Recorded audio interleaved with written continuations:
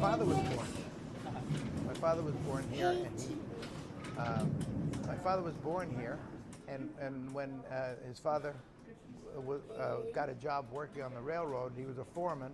Okay. And was married. He brought his wife with him from Italy, from Sicily, and then my father and my uncle, my godfather, his brother, were both born in the United States. Okay, and then the father retired from the railroad and went back to Sicily. Well, of course, he took his family with him. So my father and my uncle went back there. He was like 3 years old when he went back. So he grew up in Sicily and was trained to become a shoemaker, a shoe repair guy. And my uncle was trained to be a barber and a shoemaker, both. Well, their father, my grandfather, was so smart that he realized that in the United States they had a much better chance of opportunity than they ever would have in Sicily, in this little bitty town that was outside of Palermo. It's called Lascari. And so when my father was 15 years old, and he was approaching 16, he forced him to get on a ship and go to New York by himself to the United States, because he knew that if he turned 16 in Italy under Mussolini, there was compulsory military training. He would be forced into the army, swear allegiance to the Italian flag, and lose his American citizenship, because that's the way it was then. So the kid lands in New York, and all he has is the address of a family that used to live in Lascari, and they're up in Schenectady, the upper state near Niagara Falls, New York.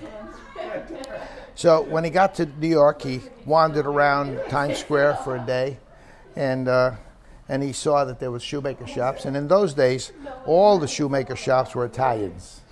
Okay, and so at any event, so he got on a train. He found out how to get up to Niagara Falls. He took the train up there, and unfortunately, he had landed in February.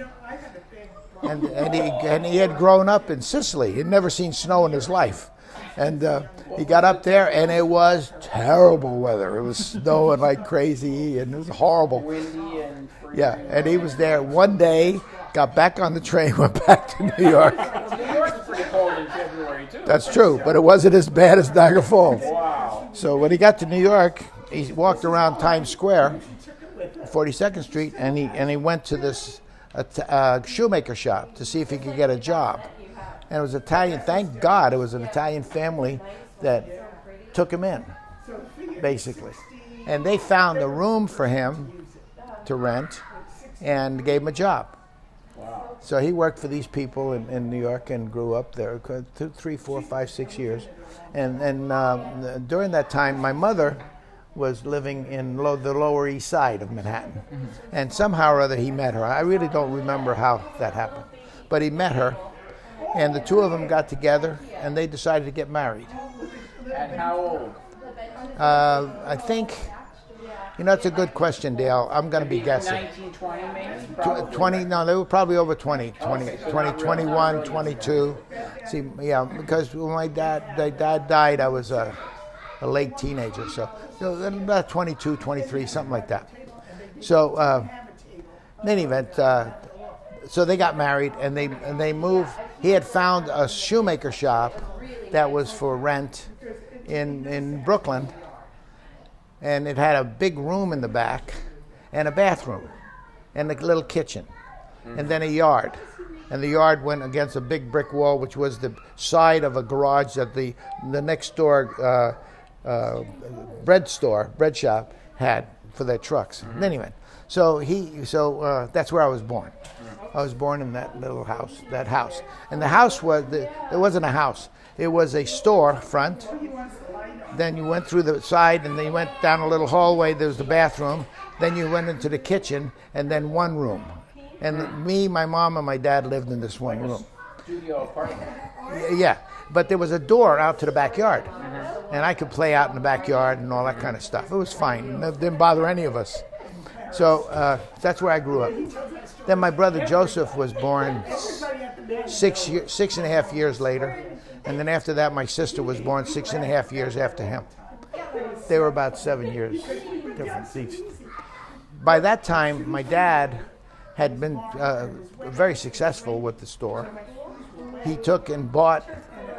He actually rented the floor above us when it became empty, and the floor above us was 2 big bedrooms, a little side room, and a big living room, and a bathroom right in the center of it, and a kitchen, and a real kitchen. And so that's where we lived. And me and my brother, we had 2 twin beds in the one room in the back. I used to sleep in a room that had windows we'd open right next to this bakery, and we smelled that bread in the morning. You'd almost die. At what time in the morning was They would start cooking probably around 6 o'clock. No, earlier than that. No, because they were selling it at 6 o'clock. About 3 or 4 o'clock. Really, really early in the morning. Yeah. Wow. The name was Morales. That was the name of the bakery. And New York Morales. bread is fantastic. Yeah. Oh, yeah. The water is Yeah. soft and it's really, really good bread. It was a great place to grow up because I had instant friends. I had so many friends I didn't know what to do with it. You know, the whole block. Play stickball in the street. Played stickball in the streets, played punch ball, box ball, stickball. Kick the can. Yeah, we played kick the can. We also played a game called home runs. I have a funny story about that. Home runs was a game where 4 kids would play 2 against each other, 2 and 2, and the 2 of them would stand in the street. The street would be going, let's say, north side. You stayed east west. You know, you were across the street, and the guys would be hitting with the ball would be against this big brick building, usually about 3 stories high, and they were throwing the ball against a facade of concrete that was at the bottom of the wall. You know, the bricks at the point. And they'd hit the ball, and the ball would fly out into the street. The other 2 kids, their job was to catch it. If they didn't catch it and it hit the ground, every time it hit the ground, there was a single, a double, a triple, and a home run. So we called the game home runs. And so they would hit it. So one time, I never forget it, one time one of the guys took the ball, and we used to play with a ball called a Spalding. Spalding was the name of the company that made them. And we called them Spaldings. We didn't even know there was a company. And they were pink. And everybody had one. I mean, we used to go up on the roofs, by the way, every year and retrieve all the balls we lost that year. They're like little ones, right? Yeah, they're small balls. They're bigger than a golf ball. but They're not like a much. tennis ball, Yeah. but not the same thing. They were smooth and pink.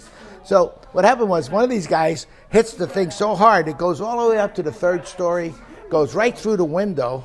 I turn around to catch it off the wall, and all of a sudden something comes out of the window, and I jump out of the way, and it goes splat, and it was tomato sauce. The ball had gone through the window and landed in the pot of tomato sauce on this person's stove, splattered tomato sauce all over the wall. So the 4 of us ran like crazy. I ran through my father's store, because that's how I used to get in the house. I ran through my father's store. He said, "What's the matter? What's the matter?" "Oh, no." And he got it out of me. He says, "You get over there and tell him how sorry you are and help them clean it up." Blah, blah, blah, blah. So I went over there. I thought I was going to my death. I remember I rang the doorbell. How old were you when that happened? What do you think? I'm gonna guess 9, 10, 11 maybe. Yeah, I can remember that. I was older because I was working already for my father by then. So you might have been 11 or 12. I could have been, but I wasn't in high school yet. Yeah. But so this lady was really mad. This is a big pot of spaghetti. Italian lady, Right? Italian lady. Yeah, big pot of tomato sauce with meatballs and sausage in it, And here's this ball laying in there. So I never got the ball back, by the way. So she made me clean the whole kitchen. And my mom and my dad, of course, were going to make me do it anyway. So I cleaned the walls, the window. Never forgot it. It was amazing. But the interesting thing was that there were a few cars. It wasn't very many. So you always played your games right on the side streets. We lived on a main avenue that had trolley car on it. But if you just turn the Just corner, right around the corner. to the turn the street. corner of 73rd Street, and you just end down there for at least 4 blocks, then you got to another avenue. That's the way Brooklyn was set up at that time, near the water. There was these big avenues, the First Avenue all the way to 18th Avenue, I think it was, and then there were every street from First Street all the way to 96th Street. That was where I lived. 96th Street was right on the water. In fact, Grandma and I, when we kept keeping company, we used to say that. When we were keeping company, that's what we did every night. Two of us would walk from her house at 72nd Street all the way to 96th Street to the water, and walk along the fence that was next to the water, and it was nice. And we did that from when we were allowed to do it. We didn't do it when we met. We were 13, but they didn't allow us to do anything until I think we were about 15. Well, isn't it true that when you met her father, you began to be interested in boxing? Or No, wrestling. No, it wasn't that I began to be interested. I was interested because he was sitting in front of the thing watching it. And I used to sit with him every night because they wouldn't let us date. Right. We were too young. And so I'd sit there with him almost every night and watch wrestling. We used Because to, he likes wrestling like you, but yeah, so I'd be with her. How did But you guys meet again? What? You and Grandma. How did you meet? we met, okay, back up a step. I was in junior high school, and these guys told me about a school that had an ice hockey team. I was really into ice hockey, and I played it, and I played roller hockey. We played roller hockey in the streets, and the puck was a roll of friction tape. Yeah, and then because the real puck was too heavy for the streets. But and then I got involved with ice hockey at the roller rink. They used to have ice hockey during the day, and roller skating at night. Right on the same thing. The platform would come rolling out. They put it right over the ice. they put wood right over the ice. Right, yeah, it would roll out. It was And interesting. then drop it in place. Or Yeah, something? yeah. Wow. It was Kinda interesting. Like a dance floor. Yeah. So we'll back up. So I was in junior high, and some guy tells me about a school that had an ice hockey team, and it was a parochial school. I didn't care. I didn't know what a parochial school was. So I went to church on Sunday because otherwise I would have been dead. So, so I went to. This is the difference between then and now. I was about 12 years old, 12 and a half maybe. I don't think I was 13 yet, but let's say I was 13. I was a 13-year-old kid, found out about this school that had an ice hockey team, found out that it had an entrance exam, found out where it was, took the subway by myself on a Saturday, went all the way down to the school, which required walking 13 blocks to the Sea Beach, down, it was an underground, to the last stop in Brooklyn in Borough Hall, walk upstairs, walk 4 blocks, get on a tram, go all the way around, then walk 4 blocks to the school. And I did that by myself because kids did that in those days for 2 reasons. One was the parents weren't going to bother with that crap. They were busy working. But secondly, you were safe. All adults were responsible for kids. I'll tell you a story about that too. But they were all responsible. If a guy looked, like on the train, when I started going to school then, I decided to go to that school. I took the entrance exam. I passed. And the first time my dad heard about it was when the letter came from the school, the acceptance letter. And I was working in the store. I used to work in the shoemaker shop. And the mailman used to bring the mail into the store. And it was on a Saturday. And the mail came. He says, "There's a letter for you," he says, very, very puzzled. I said, "Really?" He said, "Let me see." "Oh, it's that school." He says, "What school?" See, I never told him about it. Not because I was hiding it. You just didn't do that. They had things to do. So I said, "Oh, it's that school." He says, "What school?" "Oh, Dad, don't worry. They have tuition. You got to pay to." So what's tuition? Because he didn't know what it was. So I explained it to him. He says, well, open it. So I opened it up. I got accepted. I said, "Oh, what do you mean? I can go to this school." He says, "Really? What kind of school? What do they do?" And I told him, "You go to college." That was the secret word. And he goes, "You going to go to college?" Because nobody in the neighborhood ever went to college. So I said, "Well, Dad, they got this tuition. Don't worry about tuition. It's okay. You just do it. Just do it." He was thrilled, absolutely thrilled. So I went to the school. I took the entrance exam. I passed, and I went to school. It was called St. Francis Prep. We used to play ice hockey at 4 o'clock in the morning at the ice skating rink when we practiced, the team The practiced. only time they would let you on. Well, they were closed for the public, and they would let us use it for a couple hours, so it was great. So, and then we'd go to school. That's why we were there at 4 o'clock, because we had to be at school at 7, see. And then we did that for a number of years. But the interesting thing was, during that 4-year period, I played up at West Point 4 times. We found out that the league that we thought we were going to be in canceled itself practically the day I got in it, you know. So we ended up playing games with college freshmen. Princeton, a whole bunch of them, New York and NYU. And we played ice hockey with them. They used to kick the crap out of us. I mean, because they were all bigger than us, even that, you know. But we also went and started playing with the plebes up at West Point. We played with the plebes for 4 years. It was wonderful because we get in this bus and we go on this big trip upstate, because it was upstate New York. Oh, really? And the thing that was really neat is the first time I did it, they were playing Yale that day, the seniors, you know, playing Yale for a championship. So the place was packed. And they're all in there, and we come skating out on the ice, and they all start laughing and booing their teams because we were little kids practically compared to them. We were at least a head shorter than they were, you know. And they were out there already, and here we come out, and they were, what is this business, you know? So what do we do? First game I ever played there, we scored first goal. They went berserk. All the people in the audience went crazy, and they ended up rooting for us. Yeah. Real loyal fans they got there. Huh? But they were all the plebes and stuff. Yeah. But that I don't remember if we won that one. I think we won once. Because by the time we finished the third period, we were gone because they'd kicked the daylights out of us, you know, because they were so much bigger than us. They just run into us, bam. When they check you, you feel it. I bet. One time I remember the goalie got hurt, and we didn't have 2 goalies, you know. So one of us got picked to go stand there with all the stuff on and the stick in front of us and close your eyes and go like this.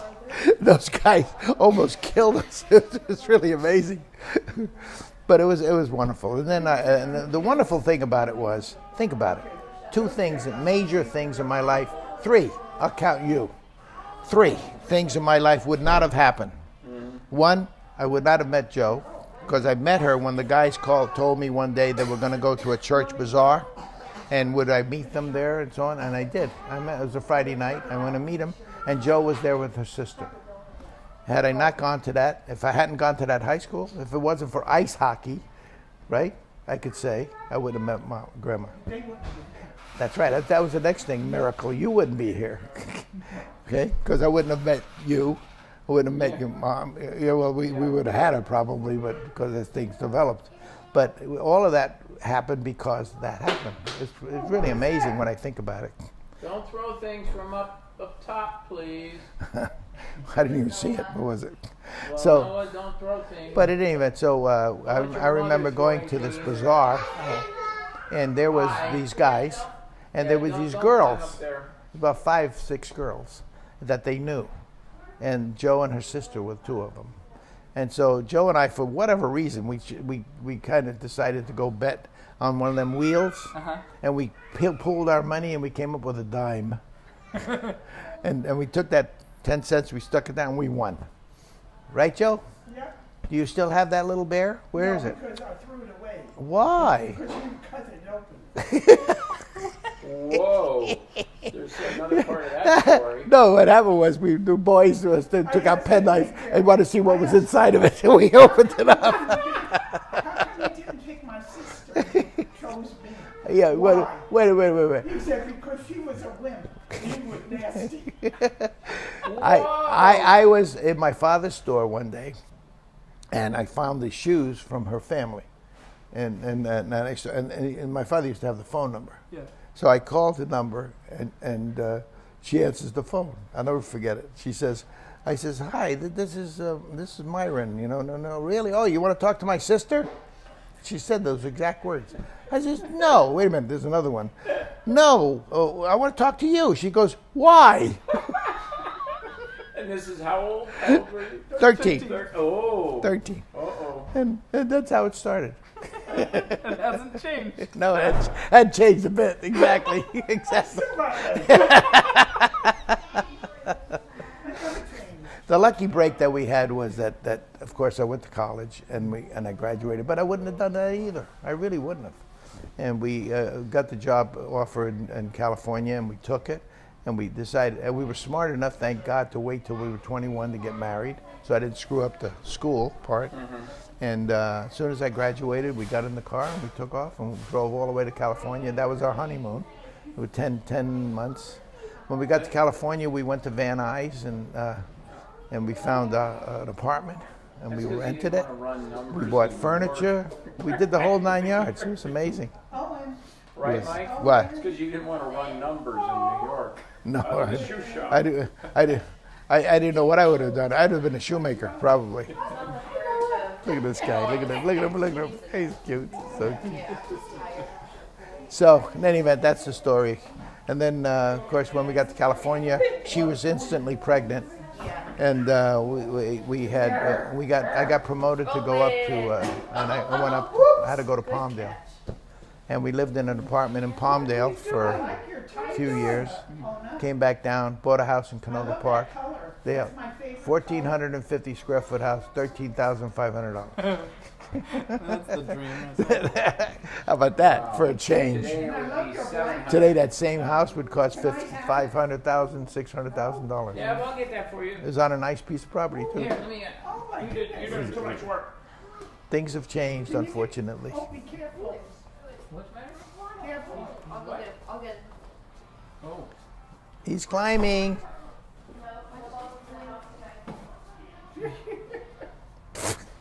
What was the first job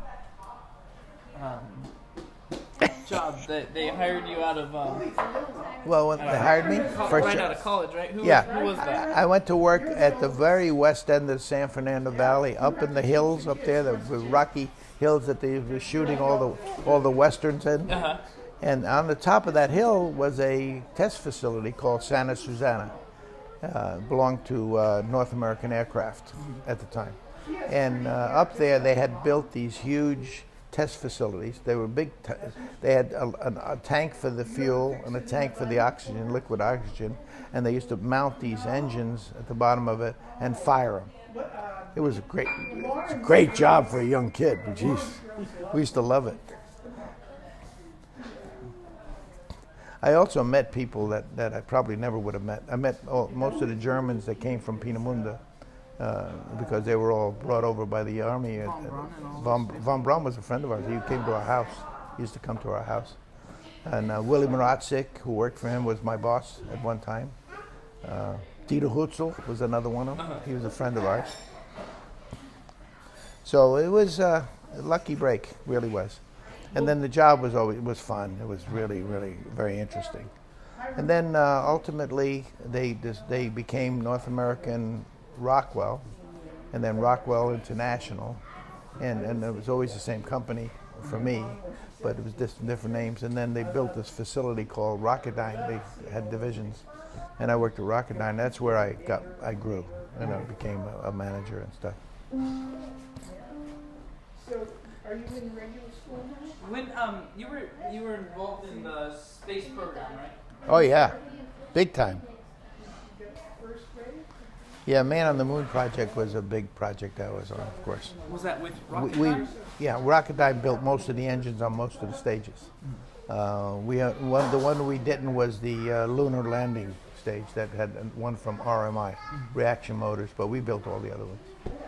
And I was the chief program engineer on one of the engines, and then I became the program manager for it. And it was the very first liquid oxygen, liquid hydrogen engine that had ever been developed. It was called the J2. The G2. Yeah. And they had that on a lot of things. Don't let him take it. Tell me about that. What? The Man on the Moon project specifically. Well, let me think. I was involved with it, and then of course I was involved with the space shuttle also subsequently. But the Man on the Moon project was everything. Every day was new to me. And it was just really remarkable experience. And I dealt with a lot of people that it was the first experience for them. The Germans were sent down to a place called the Army Ballistic Missile Agency when they were brought over from Germany, from Peenemünde. And that became the Marshall Space Flight Center. And von Braun became the head of that. And that's how they did the Man on the Moon project. Now, they were involved with making, building the first engines that we built. We started working with them because we built the first engines for those missiles that were up in the hills that were designed to shoot down rockets coming from Russia with atomic bombs. And the very first engine I was already built by the time I went to work there. That's what they were testing up there. And after that, then they became responsible for the moon stuff. But von Braun had offered to take the vehicle that existed, the one that we're using for an anti-missile, you know, in the hills and those mountains that separate the San Fernando Valley from LA. They were sitting up in there. We had those test sites, you know, all over the place. And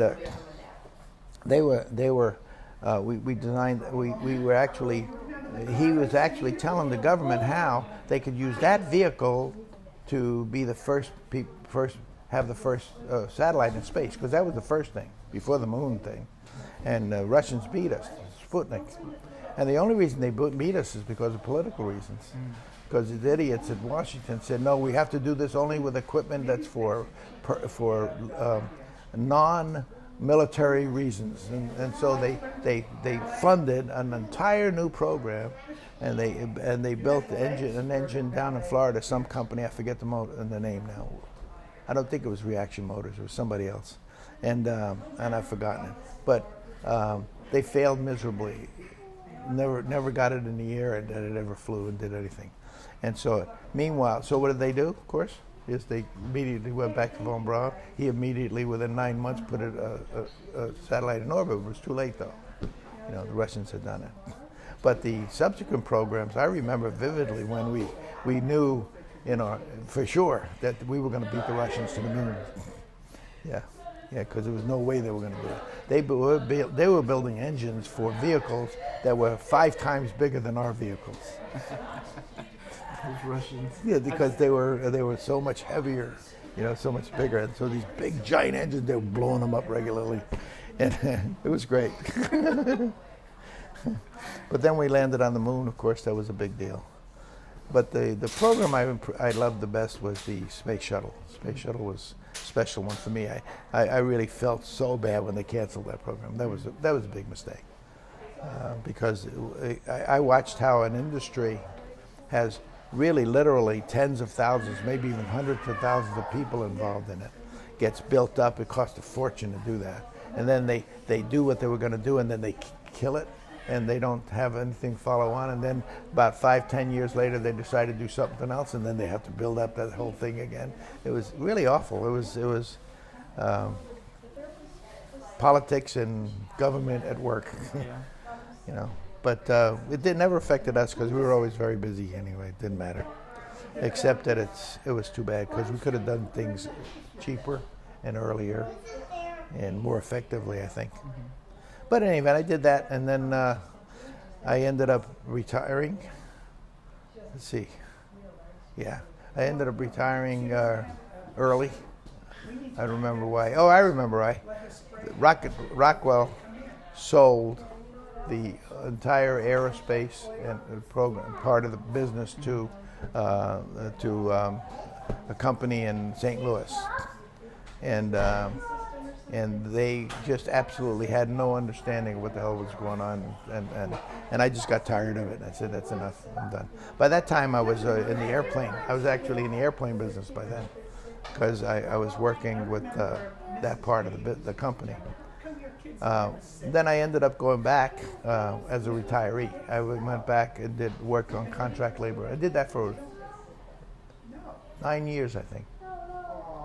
And I ended up doing all kinds of stuff. And that's when Joe and I lived in Prague for 3 years also after that. Didn't you ride on a jet? Yeah, oh yeah. When I went to Prague, I worked with a company called Aero Vodahody. Now, Aero Vodahody the preeminent airplane company in Czech Republic, old Czechoslovakia. Was also the company that built and flew the first airplane that flew from Europe to South America. So they were in that business, right? So I met all those guys and knew them really well, and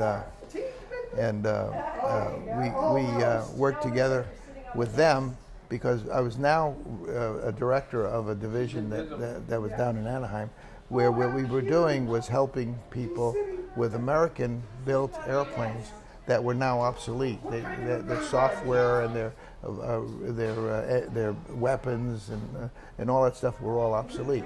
So some very wise person, it wasn't me, figured out, hey, we can build a whole business out of just going around the world and upgrading all these American aircraft, because it costs literally 5 times as much to buy a new one as it did to upgrade it and make it just as good as a new one. And we did that. We did it in Poland. We did it in just about all of the European countries that had American airplanes.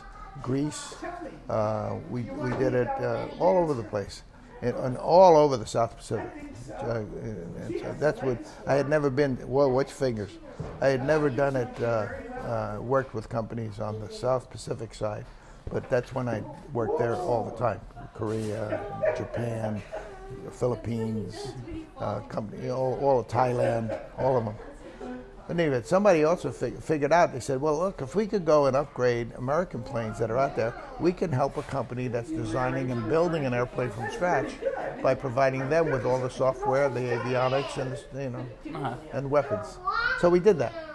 Somebody got the airplane company in Prague to agree to it, and that's how I got involved, because they asked me if I would go over there, and I said sure, and I went. And I was there for a long time. Joe and I were there. I forget, 3 or 4 years, and then and that's how we brought all you guys that were old enough to visit us, because we had an apartment there. But it was nice. They gave me an apartment. They paid me, which was good, and they let me go home once a year, and they paid for Grandma. It was really nice. That was a big part of my life. And then subsequent to that, they talked me into working for them in the United States again as contract labor, and I ended up working on all kinds of aircraft that were out there that we could upgrade. It became a mod business, strictly, and so I was involved with that. I think I worked another 8 years. Was that with Rocketdyne still, or was that Boeing? It was still Rockwell International. Okay. And Boeing bought that part of the Rockwell International the last 3 years of my work. Gotcha. That's when I got upset with the St. Louis people, because it was McDonnell Douglas. What happened was Boeing merged with McDonnell Douglas in their aircraft side, and the McDonnell Douglas people were in charge of the aircraft side, so we were subservient to them. And they were busily going around the world destroying all the relationships we'd made with all these foreign countries by being a really arrogant bunch of people. They were terrible. They were awful. So I finally quit. I said, hey, you guys, I can't watch this happen. So I quit. And that was the last time I worked for them. It was nice. It was lucky, I think. Just remember, you're sitting here because of ice hockey. Hey, you didn't talk about the 5-cent trolley deal. You forgot, right? What? The trolley that the your trolley, car the ran New out York. of gas or something on the trolley, on the train. Oh, when I was delivering shoes for my father? Yeah. Well, he sent me to my uncle's store. My father and my uncle ended up getting another store. It was maybe 10 blocks away on the same avenue on 79th Street. My father's was on 73rd Street. So they trade work. Yeah, well, they wouldn't trade work so much because they just took care of their area, but they would support each other, And in any event, my uncle needed some rubber cement. Oh, okay. And so I took this can, I put it on the bike, and I scooched down there, and I brought him, went to my uncle's store, and so on. And I parked, and I took my father's car. Took the car and went down, and I parked. Driving this car? I was 16 probably. Oh, okay. I was old enough. But I get there and I park it. Now I'm parked on a trolley track, double parked. You're double parked. I'm double parked. Everybody's Truck. on the edge. Yeah, and I go into the store and I'm bringing the thing over here. Bing, bing, bing, bing. They used to have this bell that they push this thing down and it hit this bell underneath Charlie. And I go, what the hell? Oh my God! So I go running out there, and man, this guy was so mad.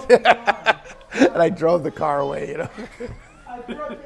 Oh, he had to stop his trolley so you could get out of the way? Yeah, because he would have hit the car if he'd have kept going. Yeah. Yeah, it was a great place to grow up, let me tell you. I remember 2 more stories. What? I remember a story about a bow and arrow in a basement. Oh, yeah. And I remember a story about a crab on a subway. Yeah. The story with the rubber cement. When I mentioned the rubber cement, my father had the cans in the cellar. Yeah. And I had a target and I had a bow and arrow. And I missed. Shunk. And it went right into the can. And it didn't leak or anything. So I went, geez, so I went to go get my arrow. Whoa!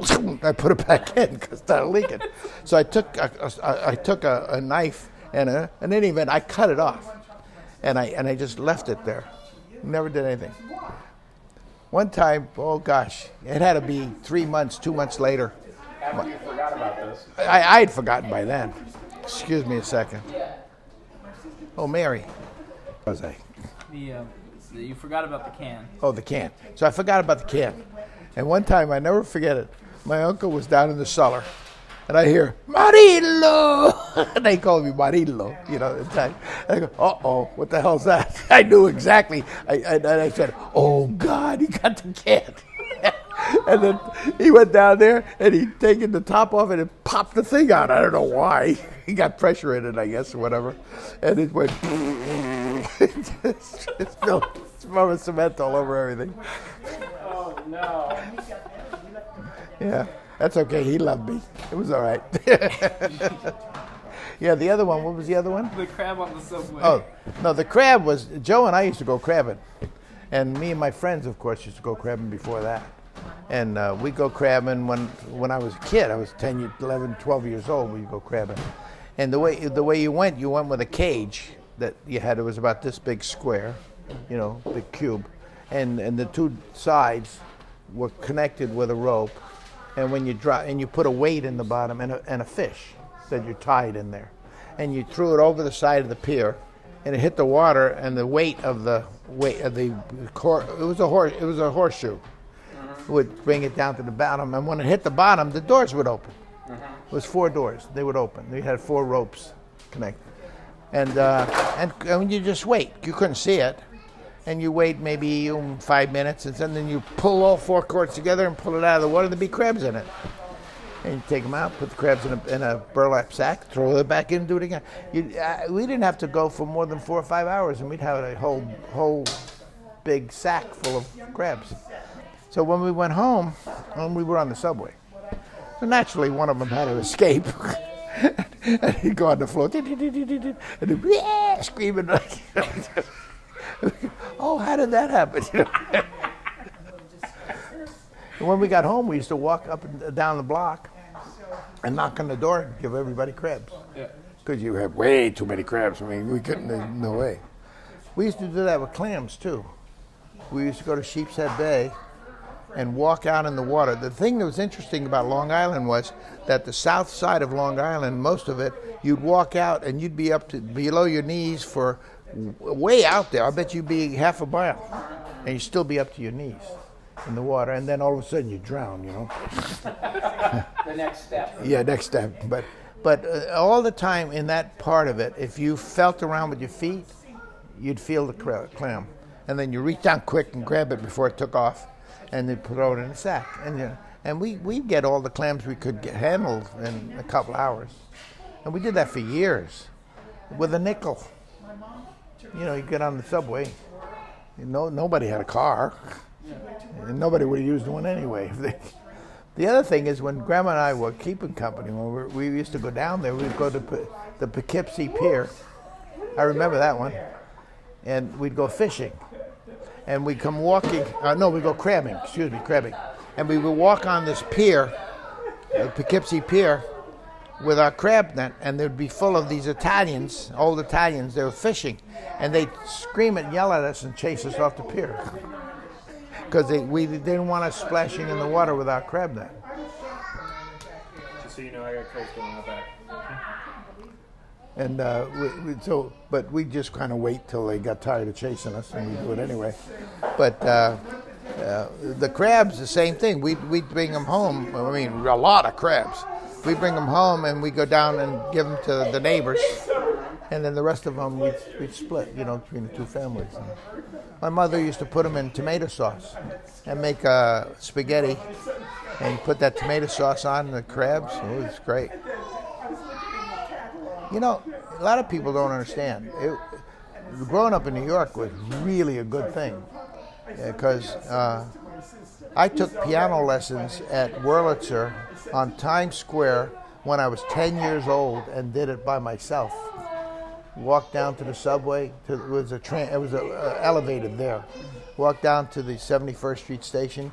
Paid my nickel, went on the train, waited, and ended up going in a tunnel under the river to Times Square, walk upstairs, walk over to Wurlitzer, take my piano and come back. Did it all by myself. And one time I got lost. I went all the way to Coney Island by mistake. I was reading a book, and I got off the train, and I was scared to death. And some guy saw me. He said, "What's the matter?" And I says, "I think I'm lost." He says, "Why? Where are you trying to go?" I told him. He says, "Yeah, you're lost." He goes like this. "Okay, come on." And he walks away go down the stairs to go to the other side of the, they come on both sides, right? And I never even occurred to me not to follow him. And I did. I went down there. He just stood there. He said, "So where you going to 71st Street?" I said, "Yeah." "Yes." He says, "Okay." And that's it. No small talk, nothing. The train came in from to the yards because it was where it started. And doors open. He says, "Come on." Walks in. I go in. Stood there, asked me a couple of questions about the house and how do I get there and stuff. It was about 4 stations. And when we got to the train, he just turned around as the doors opened and says, "Come on." He walked out. And I followed him. We went down the stairs, went out in the street. I had already told him the street I used to walk down and go about 4 or 5 blocks up towards 13th Avenue. The train was on 16th Avenue. And we walked by the church, I remember. And we get up there. Got up to 13th Avenue and turned right, and the door to my upstairs at my house where I lived, it was right next to the store. The store was closed. It was late at night by then. He says, "This it?" He says, "Yeah." He says, "Ring the doorbell." So I ring the doorbell. And he waits, and then my mother comes down the stairs. He says, "Who's that?" It's my mom. He says, "Okay, kid." And he walks away. Never seen him again. And how old were you when that happened? 10. 10. Must have been an angel. That's something? Yeah, that was great. But yeah, it was that way. I remember when I was a kid going to high school on the train, we used to mess around, kids. And they'd say, "Hey, knock it off." And we go. Otherwise, they would have smacked us, for sure. Right over the head. Bam. And nobody would have faulted them. Because kids were supposed to do what the adults told them, period. Yeah, I wonder what happened to that rule. Now they call their lawyer. They hand them their card. They hand them their lawyer's card. Oh, here's the bird. It was different. But it was good. It was good parts of it. Of course, we have so much more opportunity now than they had then. But even so, it was the part of it that I wish hadn't gone away is that part. Because that was a really good thing. I never, ever was fearful when I was going somewhere. I knew somebody would always be there to help. It's too bad. What are you going to do? Oh, well. That's enough, right?